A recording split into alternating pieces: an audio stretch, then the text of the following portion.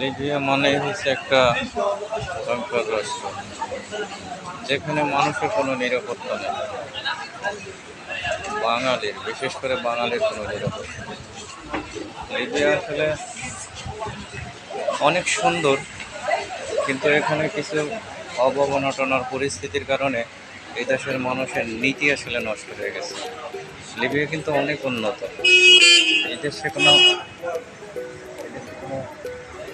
Van নাই, রিক্সা নাই, পরিবহনের মধ্যে কম।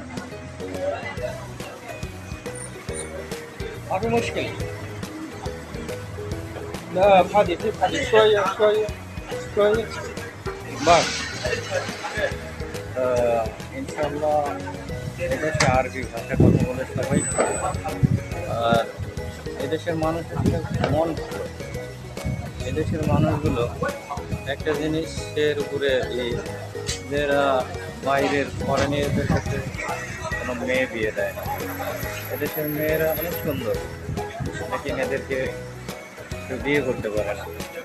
লিবিয়াতে বহুত বাঙালি আছে, এদেরকে কেউ বিয়ে করতে পারে না। এই দেশে যারা আসতে চান, এই দেশটাকে শুধু মানুষ একমাত্র বিরোধ ঢোকার জন্য ভয়া হিসেবে ব্যবহার করে, এছাড়া কোনো কারণেই আসে না। কিন্তু লিবিয়া এশিয়া, আফ্রিকা, দুটো মহাদেশের ভিতরে লিবিয়া এমন একটা রাষ্ট্র, রাষ্ট্রটা সবচেয়ে বেশি উন্নত। একমাত্র সরকার না থাকার কারণে এই রাষ্ট্রের ভিতরে সমস্যা। আর এই রাষ্ট্রের ভিতরে জন্ম নিয়ে নিয়েছে কিছু কুলাঙ্গার, যারা আমার সোনার বাংলাদেশের মানুষ। আমি তাদের জন্য দোয়া করি, আল্লাহ তাদের হৃদয়ে দান করুন। তাদের জন্য নিঃস্ব হয়ে গেছে শত শত ফ্যামিলি।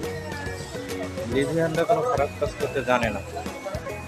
লিবিয়ানরা খুবই ভালো মনের মানুষ। এদেরকে লোভ লালসা দিয়া এদেরকে খারাপ করে ফলানো হয়েছে। তাই লিবিয়ানদের খারাপ করে লাভ নেই।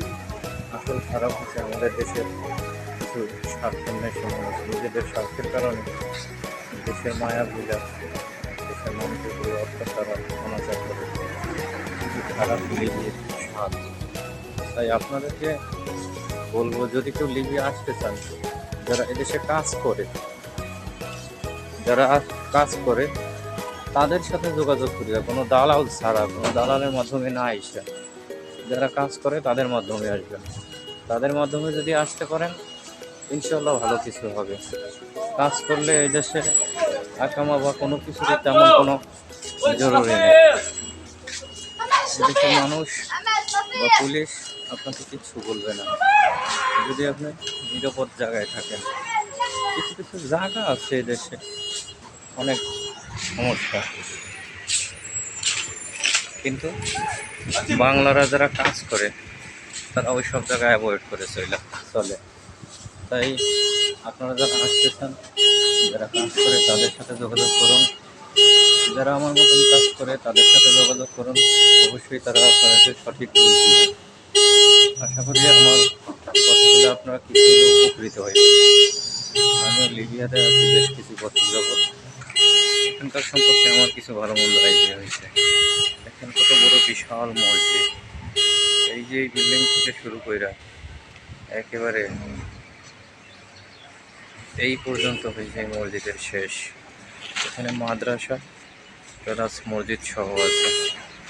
আপনারা যারা আসতে চান আসতে পারেন। 100% মুসলিম কান্ট্রি। এদেশে এখনও আকামা ছাড়া বাংলাদেশের 40 থেকে 50 লাখ টাকা ইনকাম করা যায়। আর টাকা পাঠানোর সুবিধাও আছে, ভালো, কোনো অসুবিধা নেই। তারপর সময় সুযোগ বুঝিয়া সুবিধা পাইলে ইউরোপের দিকে পাড়ি দেওয়ার চিন্তাও করতে পারবেন। অতএব যারা চিন্তা করছেন, তারা আমাদের মতন যারা এখানে স্থায়ীভাবে অনেক দিন আছে, অনেক বছর আছে, তাদের সাথে যোগাযোগ করতে পারেন। ভালো থাকবেন, সুস্থ থাকবেন, সাপোর্ট করবেন, দোয়া রাখবেন। আল্লাহ হাফেজ।